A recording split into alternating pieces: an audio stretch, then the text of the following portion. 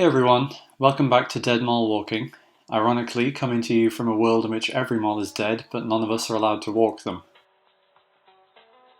I mentioned in my Bass Pro Shops Pyramid video that on a previous US trip about a year ago, I took a bunch of unusable footage using a bootleg GoPro. Well, desperate times call for desperate measures. I decided to see what footage I could salvage for a quick video on Tri-County Mall. What I'm not going to do is cover the history of the mall, since people like Unicorn Productions, Ace's Adventures, Doomy Grunt, and various others have already done that. Instead, I want to use this mall to highlight something.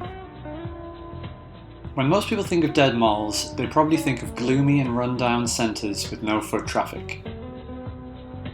Or maybe they think of 90s relics like the other Cincinnati dead mall, Forest Fair Village, that have been superseded by sleeker, more modern venues.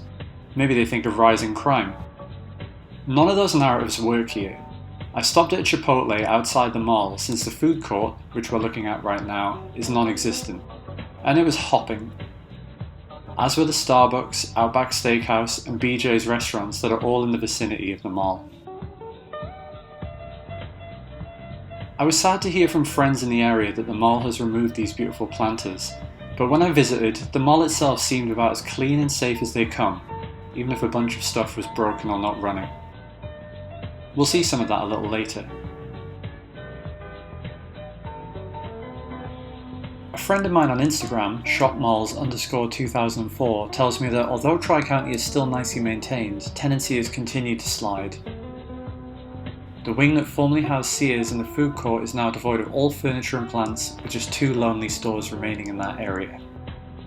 He says that right before the mall closed temporarily, 2 stores were hauling everything into trucks as he entered. He estimates that by next year, its vacancy level will be on par with that of Forest Fair Mall.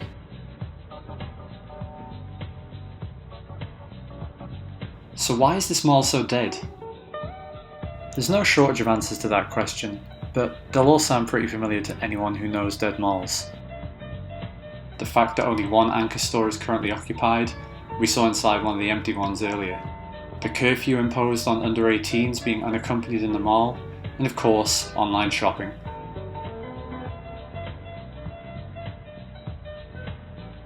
If I owned a mall, Tri-County would scare the hell out of me. If a mall this airy and beautiful can be this dead, then there sure doesn't seem to be much hope for the rest of them. And once coronavirus eventually dissipates, things will only get worse. Thank you for bearing with me despite the sketchy video quality here. I hope to be able to film some new content soon, but with all the craziness going on, who knows when that will be. Be sure to subscribe or follow me on Instagram to see what's coming next. Thanks for watching.